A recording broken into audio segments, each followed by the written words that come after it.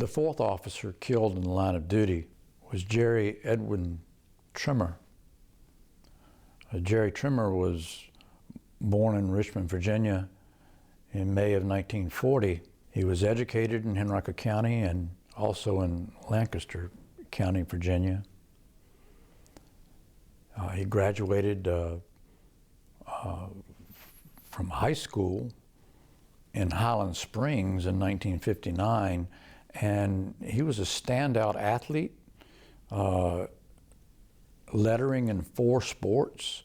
He entered the United States Air Force in 1960, where he got his first experience in law enforcement as an Air Force police officer. He was honorably discharged, and he came to Henrico County in July of 1965, employed as a Henrico County police officer to serve in uniform. And when he graduated from the basic police school that we had at that time, he was assigned to patrol the area around the central part of the county, Mechanicsville, Pike, or Route 360 area. On his last call for service, he had not been a police officer very long. On August the 14th of 1966, Jerry was on Laburnum Avenue, approaching the intersection of Harvey Road and the curve. There was a report of a crash further down Laburnum Avenue. As he entered that curve, he lost control of his patrol car. It rotated to the left side of the car and spun.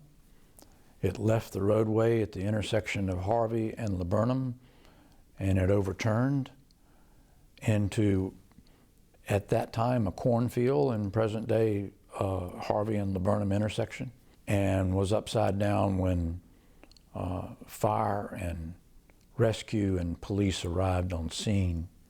He was still living. He was seat-belted in the time in the vehicles that we had during the mid-60s. It was not the current harness belt that we have for the shoulder.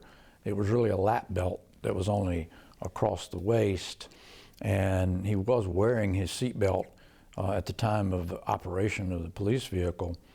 And as they reached the car upside down, he was in an inverted position in the car seat, hanging from his seat belt at the midsection. They were able to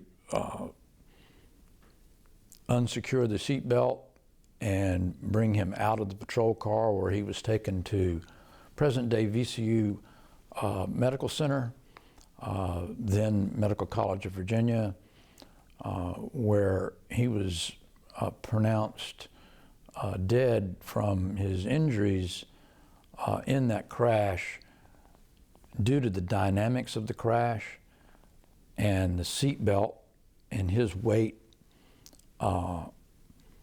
working against him. There were internal injuries from that, and he was not able to recover from those injuries. Later, the traffic engineering office went to that site to try to ascertain what may have or would have contributed to this crash. There was no evidence of any excessive speed, and there had been previous crashes at that intersection that were unexplained as to why people would lose traction or lose control and spin out. In this particular instance, they looked and studied that intersection and found a plate that had been worn smooth, that was in the intersection, that was an access point to some underground utilities. And that access plate, if hit the right way, it would cause the loss of traction of the wheel and put the car in a position to where once it hit that and lost traction, it'd be just enough. But you had to hit it just right to have that happen.